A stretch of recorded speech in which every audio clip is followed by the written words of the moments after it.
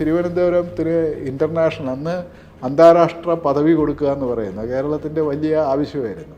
അത് ഉണ്ണികൃഷ്ണൻ മന്ത്രിയായിരുന്നപ്പോഴത്തേക്കാണ് നടത്തിയത്. ഇന്നിപ്പം കേരളത്തിൽ നമ്മൾ നെടുമ്പാശ്ശേരി മറ്റേ കരുണാകരൻ എന്നെല്ലാം പറഞ്ഞിട്ട് വലിയ ഇത് പറയും. പക്ഷേ അന്ന് തിരുവനന്തപുരത്തിന് ഇൻ്റർനാഷണൽ എയർപോർട്ട് സ്റ്റാറ്റസ് കൊടുക്കണമെന്നുള്ള കേരളത്തിൻ്റെ ഡിമാൻഡ് ശരിക്കും ഉണ്ണികൃഷ്ണൻ മന്ത്രിയായിരുന്നപ്പോഴത്തേക്കാണ് നടന്നത്.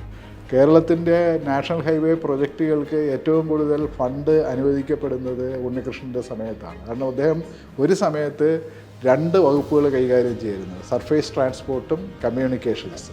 അതിൽ പിന്നെ ഏറ്റവും പ്രധാനമായിട്ടുള്ള ഒരു സാധനം അദ്ദേഹത്തിൻ്റെ ഭരണകാലത്ത് നടന്നതാണ് കേരളത്തിൻ്റെ ടെലിഫോൺ ഇൻഫ്രാസ്ട്രക്ചറിനകത്തുള്ള വലിയൊരു വികാസം.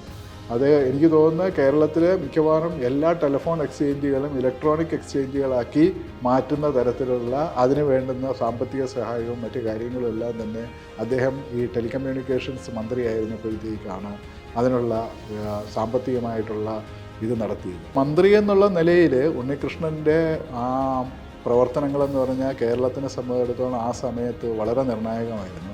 കേരളത്തിൽ നിന്ന് 7-8 മന്ത്രിമാർ മറ്റേ കേന്ദ്രത്തിൽ ഉണ്ടായിരുന്ന സമയത്ത് ഒന്നും നടക്കാത്ത പല കാര്യങ്ങളും നടത്തുന്നതിന് അദ്ദേഹത്തിന് കഴിഞ്ഞിരുന്നത്. കാരണം അത് ഡൽഹിയിലെ രാഷ്ട്രീയം എന്താണെന്ന് തിരിച്ചറിയുന്നതും പിന്നെ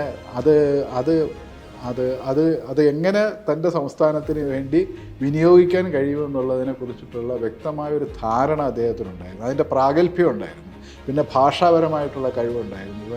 തൻ്റെ വാദങ്ങൾ വ്യക്തമായിട്ട് അവതരിപ്പിക്കാനും അത് നേടിയെടുക്കാനും കഴിയുന്ന ഒരു ചാതുര്യം ഉണ്ടായിരുന്നു. പിന്നെ അന്ന് വി പി സിംഗിൻ്റെ മന്ത്രിസഭയിൽ ഈ പറയുന്ന കാര്യങ്ങളെല്ലാം നടത്തുന്നതിന് അദ്ദേഹത്തിന് പിൻബലമായിരുന്നത് ഇടതുപക്ഷത്തിൻ്റെ പിന്തുണയായിരുന്നു. കാരണം ആ മന്ത്രിസഭയ്ക്ക് ഇടതുപക്ഷത്തിൻ്റെ പിന്തുണ, പ്രത്യേകിച്ച് CPM-ൻ്റെ ഒരു പിന്തുണ ഉണ്ടായിരുന്നു. അപ്പോൾ CPM ക്യാബിനറ്റിലില്ലെങ്കിലും CPM-ൻ്റെ ഒരു രാഷ്ട്രീയപരമായിട്ടുള്ള ഒരു പിൻബലം അദ്ദേഹത്തിനുണ്ടായിരുന്നതോടെ കൊണ്ടാണ് ഇത് നടന്നത്.